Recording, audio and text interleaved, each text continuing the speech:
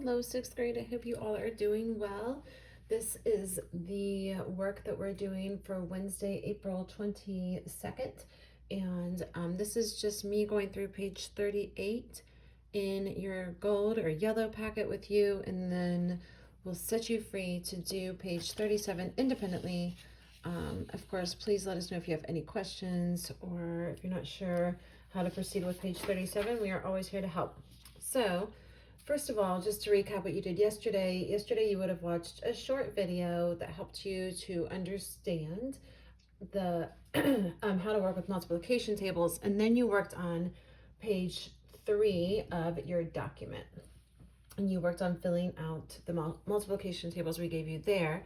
Something that they talked about in the video that you watched yesterday was about how we look for the rule, which is basically what's happening between the in and the out, is what she kept singing about. So we have one set of numbers that we put in, or we put one number in, and then out comes another number. And this function, the rule, is the idea of what is happening to the numbers that we put in as they're coming out. So don't get too stuck on that. But what we are starting to look for is what can we do to the number that we put in, or for, in this case, the number on the left side of our chart, to figure out what will be the number that comes out. So we're talking on this page 38. It says in New York State, there is a deposit for all cans and bottles. We'll just call those containers. When you return a can or bottle, you get a small amount of money back. So not worrying too much about why that is or how that works in New York. We are going to worry more about how many cans we return, how many containers we return, and then the amount of money we'll get back for them. All right, so this is going to be a consistent number. For every one can, we get a certain amount of money back. So the first question says, and I hope you can see this, but you should have your paper in front of you. Anyway, I'd like for you to be filling this out with me. I'm going to give you some think time on this one also, so just follow along. It says, how much money back do you receive for each can or bottle? So for each container, how much money do you receive back each time you return one? So we don't have any of that information filled out in our chart, but we can go over to our graph to find it. So right here, our x-axis says that this is our number of cans, and then our y-axis is the refund amount in dollars.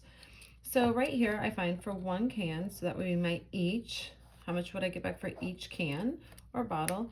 I'm going to follow up to my line where it hits. I'm going to follow over to my y-axis, and I'm going to find that I get back 5 cents for each can or bottle, because that's where my growth line hits. All right, so I'm going to go over here. I can fill in that first row. For one container, I get back 5/100ths of a dollar, or 5 cents, or 1 nickel, however you want to think of it.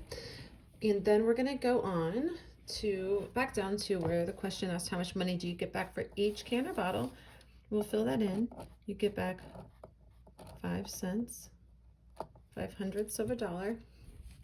Then letter A says complete this table. So if we know for one can or bottle we get 5 cents back, how much will we get back when we bring 2? Go ahead and fill that in. Okay, and for that you should have written in 10 cents. So 2 groups of 5 cents. We have 2 containers, 2 groups of 5 cents, 10 cents. All right, go ahead and fill in for 3 and 4. How much money would you get back? What would be your refund?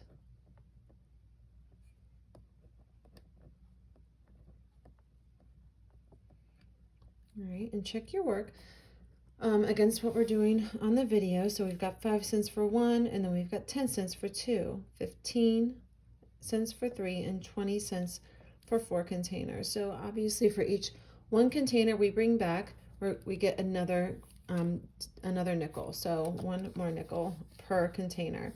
So for each one I put in, I get back 5 cents. So I'm going to start to think, well, what is that relationship then? For every one I put in, how much am I getting out? I'm getting out 1/100th of a whole, or 1/100th of a dollar, or I'm sorry, 5/100ths of a whole, 5/100ths of a dollar.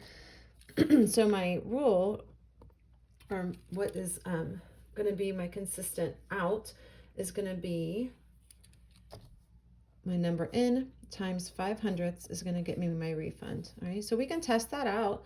4 times 5/100 of a dollar is going to be 20/100 of a dollar, or 2/10, right? So 20 cents. When we get to 10 containers, 10 groups of 5 cents, or 10 times 0.05 will be 50 cents. Hopefully you have that written in. And I want you to go ahead and fill in the next 2 rows. What do you get for 50 containers? What about 100 containers?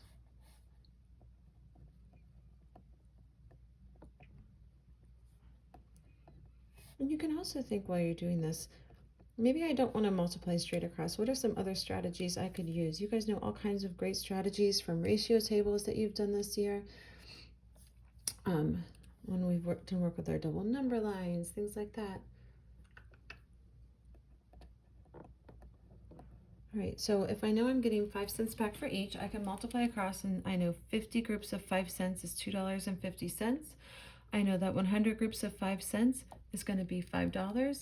I could also do different things, or use different strategies to check my work. I could see that if I have 10 containers and I get 50 cents back, well, what happens when I have 100 containers? Well, 10 times 10 is 100, and 50 times 10, 50 cents times 10 is $5. So that works too.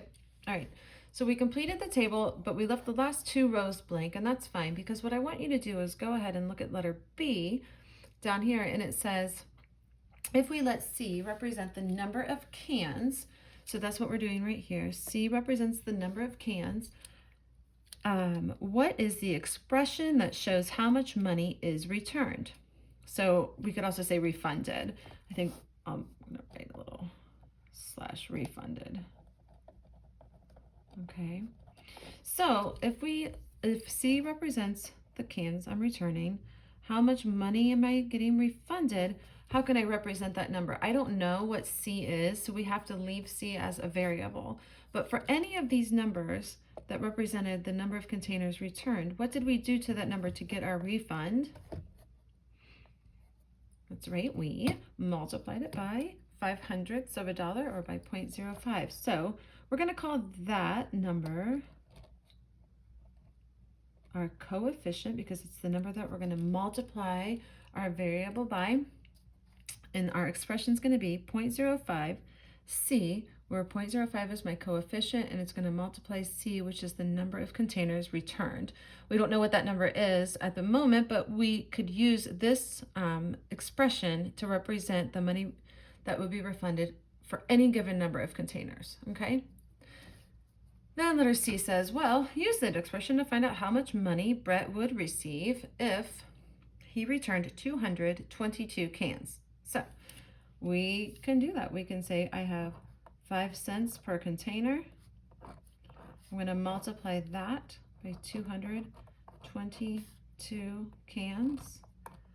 And I'll get out a calculator for that, or I already did get out a calculator for that, and I'm going to get $11.10 returned to me. Okay?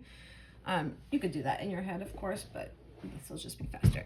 If Gavin, this is letter D, then I'm jumping down to D. If Gavin needs to earn $4.50 for returning cans, how many cans does he need to collect in return?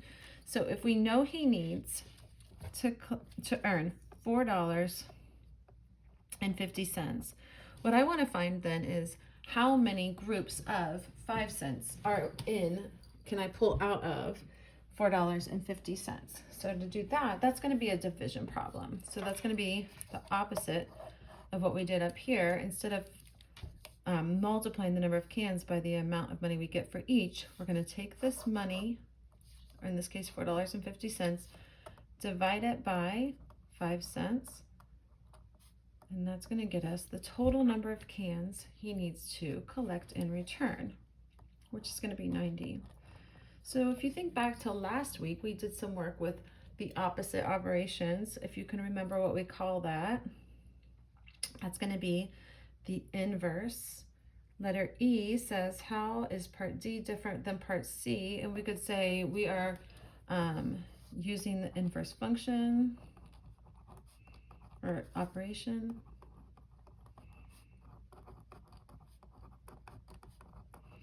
Using inverse operations, we could say for C, we're multiplying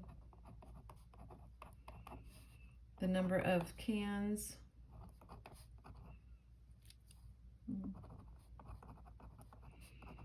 by 5/100ths of a dollar. And for letter D, then we're dividing the refund to find the number of cans needed. Okay. So back up really quickly, we're going to fill in the rest of this chart. For C, our refund in dollars we know is going to be whatever number of cans we have, we'll multiply that by 0.05. So we'll call that 0.05 times C, or 0.05 C. And then for my, if I know R is my refund, the formula I'll use for that, or the expression I'll use to represent the number of containers needed to hit this refund, is going to be, we're going to use the inverse function, and we're just going to say it's R divided by 0.05. That will get us the number of containers that will be returned to get back to this R number. Okay, so this is what we're going to have you do. You're going to flip the page and you're going to go to page 37, and you're going to do this work independently. Of course, please reach out if you have any questions or if you get hung up on anything. This information should be a little bit more simple than, or a little bit less complicated than what we just did on page 38.